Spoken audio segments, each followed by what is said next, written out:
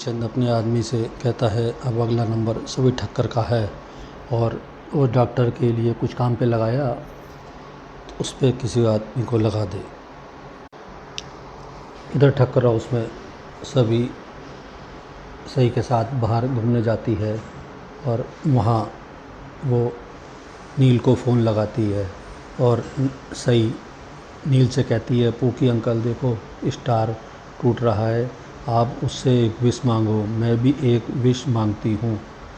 फिर सही अपना फ़ोन अपनी मम्मा सभी को पकड़ा देती है। फिर सभी नील से बात करती है, उसे धन्यवाद कहती है, आपकी वजह से मेरी बेटी के चेहरे पर मुस्कान आ गई है। तो नील कहता है धन्यवाद की कोई बात नहीं, वो है ही इतनी प्यारी, उसकी वजह से कुछ मैं भी मुस्कुराने लगा हूँ। फिर तीनों अपनी अपनी विश मांगते हैं। नील तेजस्विनी के कातिल तक पहुंचना चाहता है, सभी रजत के कातिल तक पहुंचना चाहती है और सभी अपनी फैमिली पूरी करना चाहती है।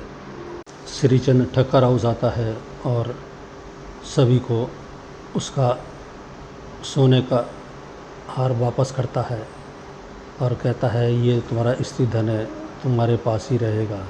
रिद्धि यूएस जाने को मना कर देती है तो सभी कहती है कि तुम्हारे भैया नहीं है तो क्या हुआ, उनका सपना मैं पूरा करूंगी, मेरी नौकरी नहीं तो भी कुछ मैं सब कुछ पूरा करूंगी।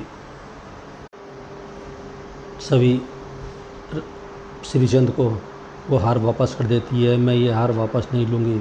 और रिद्धि को भी समझाती है कि तुम यूएस जाके खूब पढ़ाई करो, खूब मन लगा के पढ़ो और मैं चाहती हूँ तुम खूब नाम कमाओ।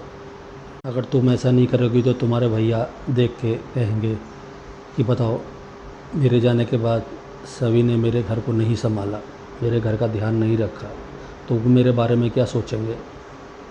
नील मंजेकर के ऑफिस में आता है और सबको पिज़्ज़ा देता है और आप लोग तो खाने पीने में मस्त रहिए, मैं खुद ही अपने आप के हैंडल कर लूँगा।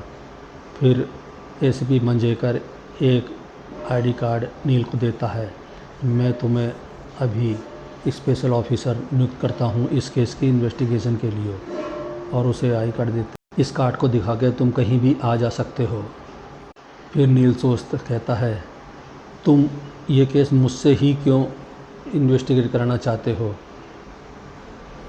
तो मंजेकर कहता है कि इस केस को सभी भी प्राइवेट इन्वेस्टिगेशन कर रही है और वो तुम्हारी पत्नी को गुनहगार और अपने पति को बेगुनाह साबित कर देगी।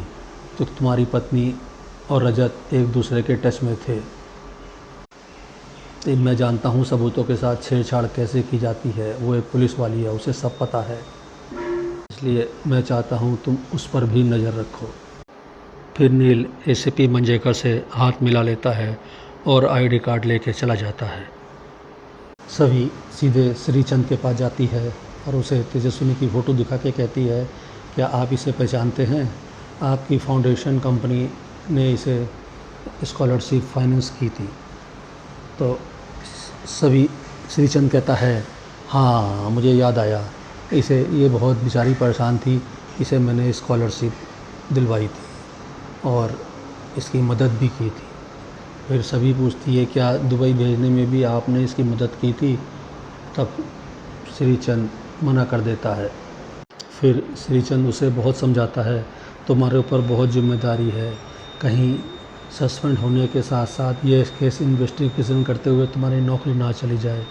तो सभी कहती है मैं आपकी बात बहुत अच्छी तरह समझ रही हूँ, लेकिन मैं दोनों काम करूँगी, मैं पीछे नहीं हटूँगी, मैं अपने घर को भी संभालूँगी और साथ ही साथ रजत के कातिल तक भी पहुँच के रहूँगी, मैं पूरे परिवार को इंसाफ दिलाऊँगी। सभी वहाँ से निकलती है और तभी उसके पास फ़ोन आता है जो कहता है आदमी कि तुम्हारे पति और तेजस्विनी के क्या संबंध थे, मेरे पास सबूत है, तुम मुझसे लेक साइड में आके मिलो। उससे जाता देखकर श्रीचंद कहता है कभी कभी सवाल का जवाब नहीं सवाल ही होता है, तुम देखती जाओ सभी, तुम बहुत बड़ी मुसीबत में फंसने वाली हो।